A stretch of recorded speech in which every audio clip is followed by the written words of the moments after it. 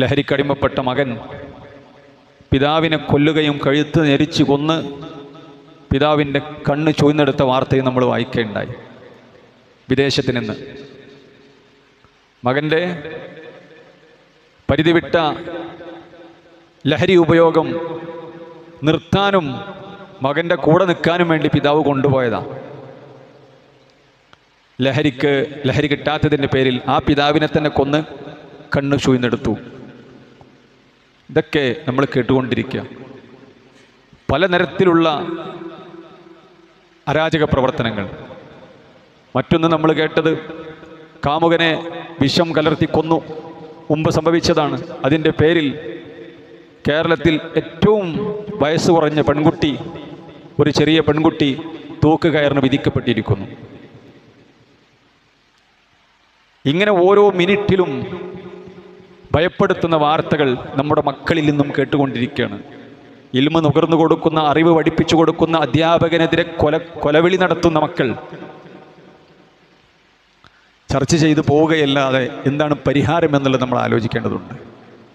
ഇങ്ങനെയൊക്കെ ഉണ്ടാകുമ്പോൾ കുറേ ആളുകൾ പരിഹാരമായിട്ട് വരും. എന്താ പോലെ പരിഹാരം? കുറേ ഷോർട്ട് ഫിലിമുകളും റീൽസുകളും, എന്നിട്ട് അതിൽ അഭിനയിക്കുകയാണ്. മുസ്ലിം മാതാവിനെയാണല്ലോ കൊന്നത് എന്നുള്ള നിലക്ക് കുറേ മുസ്ലിം ഉമ്മമാരും ഇത്താത്തമാരും ഷോർട്സ് ഫിലിമായിട്ട് ഇറങ്ങിക്കുകയാണ്. നമുക്ക് ജീവിക്കണമല്ലോ എന്ന് പറഞ്ഞിട്ട് തലമറച്ചിട്ടില്ല. അപ്പോൾ ഒരു പ്രശ്നത്തിന് പരിഹാരം ഒരു ഫിലിം ഇറക്കലാണ്, ഒരു ഷോർട്സ് ഉണ്ടാക്കലാണ്. എന്നിട്ട് അതിലൂടെ വരുമാനം ഉണ്ടാക്കുക, എന്നിട്ട് അതിലൂടെ 10,000 കാണുക, അവരുടെ ശരീരവും അവരുടെ മേനിയഴകും. ഒരു പ്രശ്നത്തിന് പരിഹാരം മറ്റനേകം പ്രശ്നങ്ങൾ. ഇങ്ങനെയാണ് സമൂഹം ചിന്തിക്കുന്നത്. മറ്റുള്ള ആളുകളാണെങ്കിൽ പോട്ടെ, നമ്മുടെ ഖൈർ ഉമ്മത്തിൽപ്പെട്ട ആളുകളാണ്. 10ഉം 15ഉം ഇത്താത്തമാരിന്ന് അഭിനയിച്ച് തീർക്കുകയാണ് പ്രശ്നം പരിഹരിക്കാൻ വേണ്ടി. മോൻ്റെ ലഹരി, മോളുടെ ലഹരി, കൗമാരത്തിൻ്റെ ലഹരി മാറ്റാൻ വേണ്ടി ഇവരെ ഇറങ്ങിക്കുകയാണ് ക്യാമറ കണ്ണുകൾക്ക് മുമ്പിലേക്ക്. സഹോദരന്മാരെ, തൊലിപ്പുറത്താണ് പലപ്പോഴും ചികിത്സ. പ്രശ്നത്തിൻ്റെ അടിവേരെന്താണ്, നാരായ വേരെന്താണ്, അതെങ്ങനെയാണ് പരിഹരിക്കുന്നത് എന്ന് ചർച്ചയില്ല. ഇങ്ങനെയൊക്കെ ലഹരിയുടെ പ്രശ്നങ്ങൾ ഉണ്ടാകുമ്പോഴും കോടിക്കണക്കിന് രൂപയുടെ ലഹരി പദാർത്ഥങ്ങൾ വിറ്റ് സമ്പത്തുണ്ടാക്കുന്ന നമ്മുടെ ഗവൺമെൻറ്റുകൾ, കോടിക്കണക്കിന് രൂപ, ഒരു ഓണം വന്നാൽ, വിഷു വന്നാൽ, ന്യൂ ഇയർ വന്നാൽ കോടിക്കണക്കിന് സമ്പാദിച്ച സമ്പത്തിൻ്റെ കണക്കാണ് ഇന്ന് അഭിമാനത്തോടുകൂടി നമ്മൾ പറഞ്ഞുകൊണ്ടിരിക്കുന്നത്.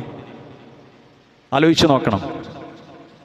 കള്ളിൻ്റെ പോഷക മൂല്യങ്ങൾ സംസാരിക്കുന്ന ജനപ്രതിനിധികൾ, നമ്മുടെ നാടിൻ്റെ വെള്ളവും അതിൻ്റെ വസ്തുക്കളൊക്കെ വലിയ വലിയ കള്ള് കമ്പനികൾക്ക് തീരെഴുതി കൊടുക്കുന്ന രാഷ്ട്രീയക്കാരായിട്ടുള്ള ആളുകൾ. ഞാൻ ആരെയും കുറ്റം പറയുകയല്ല, എല്ലാവരും കണക്കാണ്. കോടികൾ ഉണ്ടാക്കുകയാണ്, എന്നാൽ കൊക്കോടികളുടെ നഷ്ടം നമ്മുടെ സമൂഹത്തിൽ ഉണ്ടായിക്കൊണ്ടിരിക്കുന്നു. കൊക്കോടികളുടെ നഷ്ടം ഈ കള്ളിൽ. കുടുംബം തകരുന്നു, ആത്മഹത്യകൾ പെരുകുന്നു, കൊലപാതകങ്ങൾ ഉണ്ടാകുന്നു, ഭാര്യ ഭർത്താക്കന്മാർ തകർക്കപ്പെടുന്നു. എന്തെല്ലാം പ്രശ്നങ്ങളാണ് ഈ ലഹരിയുടെ പേരിൽ ഉണ്ടാകുന്നത്. എന്നിട്ട് കിട്ടിയ ലാഭത്തിൻ്റെ കണക്ക് പറയാണ്, കള്ള് വിറ്റ് കിട്ടിയ കണക്ക്, ലാഭത്തിൻ്റെ കണക്ക്. ആ കണക്കിൻ്റെ 10 കോടി അധികം ചെലവഴിച്ചാൽ പോലും സമൂഹത്തിൽ ഉണ്ടാകുന്ന പരിക്ക് നമുക്ക് നികത്താൻ പറ്റൂല. എന്താണ് നമ്മുടെ ആളുകൾ, നമ്മൾ ഇങ്ങനെ ചിന്തിക്കുന്നത്? ഇതിനൊക്കെ പരിഹാരം എന്താണ്? ലോകത്ത് പരിഹാരം ഇതിന് ഉണ്ടായിട്ടുണ്ട്. ലോകത്ത് പരിഹാരമുണ്ടായിട്ടുണ്ട്. എന്താ പരിഹാരം? അള്ളാഹുവിൻ്റെ ദീന് പഠിക്കുക, അള്ളാഹുവിൻ്റെ ഗ്രന്ഥം കേൾക്കുക, മുത്തുനബിയുടെ സാരോപദേശങ്ങൾ കേൾക്കുക. കള്ളിലും പെണ്ണിലും തോന്നിവാസങ്ങളിലും യുദ്ധത്തിലും ഹറാമുകളിലും പിടിച്ചു പറയലും ലോകം കണ്ട ഏറ്റവും വലിയ എല്ലാ തോന്നിവാസങ്ങളിലും നന്മയുടെ ഒരു പൊൻ വെട്ടം പോലുമില്ലാത്ത ജാഹിലിയ അറബികളിലേക്ക് മുത്തു മുഹമ്മദ് മുസ്തഫ സല്ലല്ലാഹു അലൈഹി വസല്ലമ വന്ന് ഷോർട്ട് ഫിലിം ഇറക്കല്ല ചെയ്തത്. അള്ളാഹിനെ പഠിപ്പിച്ചു കൊടുത്തു, പരലോകബോധം ഉണ്ടാക്കി കൊടുത്തു അവർക്ക്. والذي بعث في الأميين رسولا منهم يتلو عليهم آياته ويزكيهم ويعلمهم الكتاب والحكمة. നബി വന്നിട്ട് എന്ത് ചെയ്തു? അള്ളാഹിന്റെ ആയത്ത് കേൾപ്പിച്ചു കൊടുത്തു. വയുസക്കിഹിം, അവരെ ഫിൽട്ടർ ചെയ്തെടുത്തു. വയുഅല്ലിമുഹുൽ കിതാബ്, അവർക്ക് ആയത്ത് ഓതി കൊടുത്തു.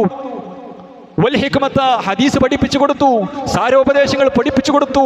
അള്ളാഹുവിന്റെ വചനാമൃതങ്ങൾ ചൊല്ലിക്കൊടുത്തു. ആര്? മുത്തുനബി. ആർക്ക്? ഏറ്റവും വലിയ തോന്നിയാവാസികളായ ആളുകൾക്ക്. അവർ മാറി. കള്ള് ഹറാമാണ് എന്ന് ആയത്തിറങ്ങിയപ്പോൾ കള്ള് കുടിച്ചുകൊണ്ടിരുന്ന ആളുകൾ വിരല് വായിലിട്ട് അണ്ണാക്കിലിട്ട് ഛർദിച്ച്, എന്നാൽ കുടിച്ചുകണല്ലോ, വയറ്റത്തേക്ക് എത്തിയെന്നതിൻ്റെ മുമ്പുള്ളതെങ്കിലും ഇറങ്ങിക്കോട്ടെ എന്ന് വിചാരിച്ചില്ല. വായിൽ കൈയിട്ട് ഉള്ളത് ഛർദിച്ച ചരിത്രം ബാലരമക്കഥയല്ല, കെട്ടുകഥയല്ല, അതിശയോക്തിക്ക് വേണ്ടി പറഞ്ഞതല്ല.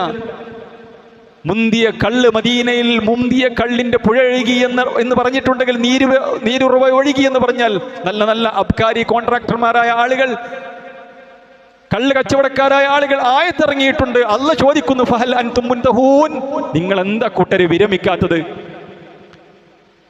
ഇത് നിങ്ങൾക്ക് വിജയമില്ല, പരാജയമാണ് സമ്മാനിക്കുന്നത്. ഇത് നിങ്ങളുടെ തകർച്ചയാണ് സമ്മാനിക്കുന്നത്.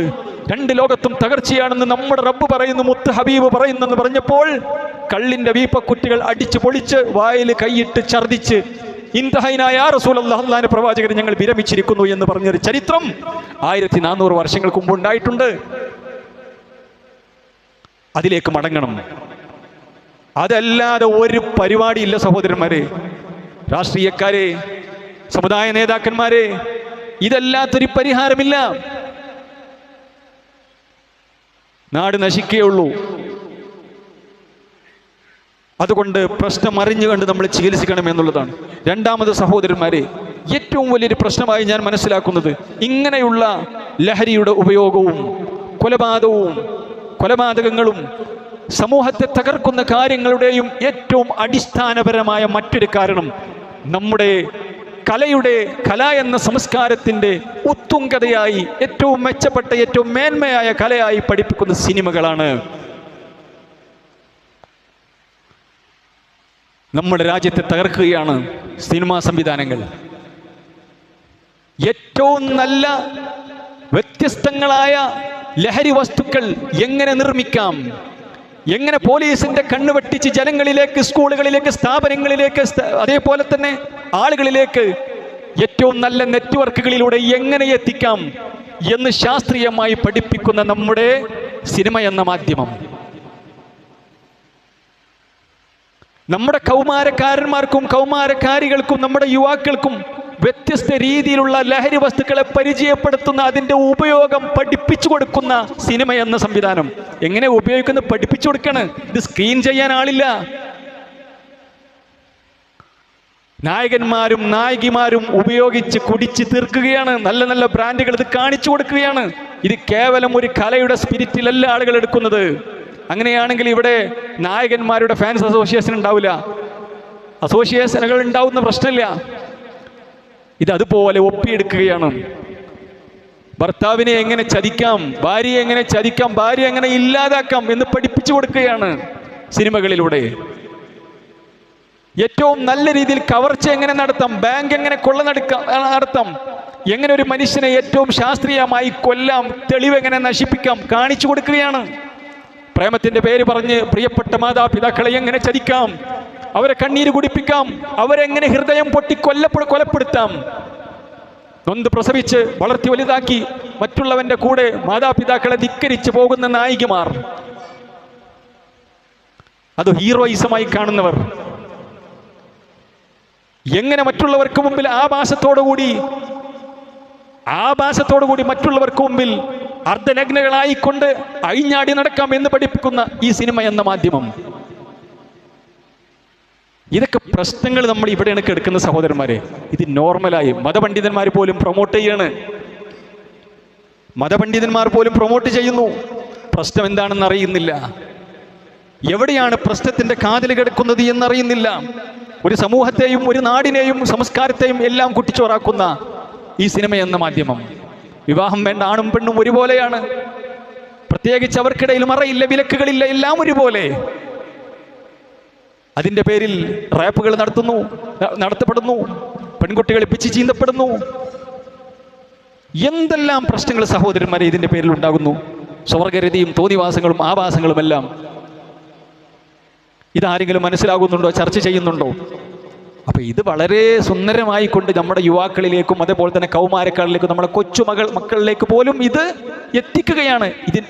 ഈ പറയപ്പെട്ട ആഭാസങ്ങളുടെയും അപകടങ്ങളുടെയും അതേപോലെ തന്നെ രാജ്യത്തെ തകർക്കുന്ന എന്തെല്ലാം കാര്യങ്ങളുണ്ടോ, വിധ്വംസക പ്രവർത്തനങ്ങളുണ്ടോ, ഇതൊക്കെ നന്നായി ഏറ്റവും നല്ല രീതിയിൽ കളർഫുള്ളായി ജനങ്ങളിലേക്ക്, കൊച്ചുമക്കളിലേക്ക് എത്തിക്കുന്ന സംവിധാനമാണ് ഈ സംവിധാനം. ഇല്ലേ? ആർക്കെങ്കിലും നിഷേധിക്കാൻ പറ്റുമോ?